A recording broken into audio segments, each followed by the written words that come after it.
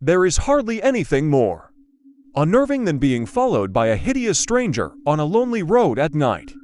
When the stranger proves to be non-human, but that is getting ahead of the story. It happened a few years ago to a young man named Elwyn Thomas, who happened to be visiting friends in a small village in South Wales. It was a warm June night and darkness was just beginning to fall when he left his friends to return to the country inn where he was staying. Judging by past experience, he reckoned on reaching it by about 9:00. It was exactly 8:30 when he said goodnight.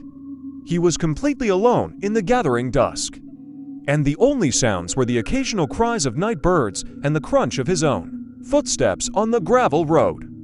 Being neither superstitious nor afraid of anything, he walked briskly along, glancing now and then towards the banks of an old canal off to one side of the road.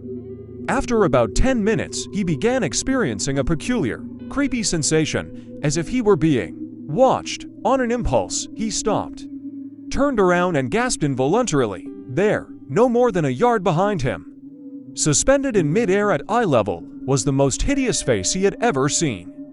The putty-colored skin was drawn tightly over the features, except for the forehead, which was lined with deep wrinkles. Thin, seemingly bloodless lips formed a crooked grin over a half-open, toothless mouth.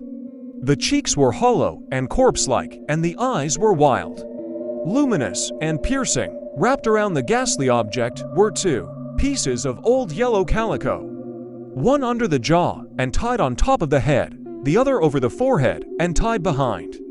Unable to help himself, Thomas turned and began running as fast as he could.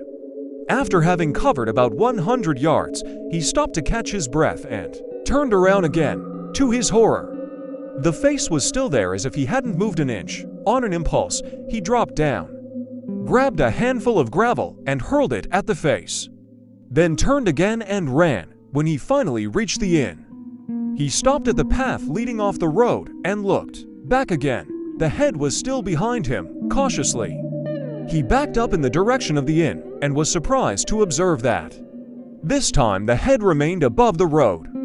Grinning somewhat contemptuously, taking courage, he decided to go on back and confront the apparition. But as he approached, the head began receding, its glowing eyes fixed almost malevolently on his own.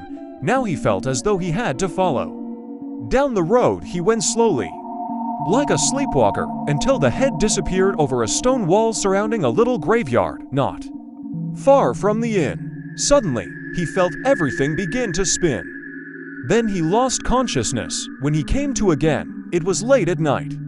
He had lain at the foot of the churchyard wall for more than 2 hours, groping through the darkness until he found his way back to the inn. It was with great relief that he finally retired to bed and to a restless night, filled with bad dreams. When he told the innkeeper about his experience the next day, he learned that he had not been having hallucinations. An eccentric old recluse fitting the exact description of the apparition had once lived in a cottage whose ruins were quite near to the place where the face had disappeared. No one could remember exactly how long the old man had been dead, but they knew it had been many years since he had been last seen alive.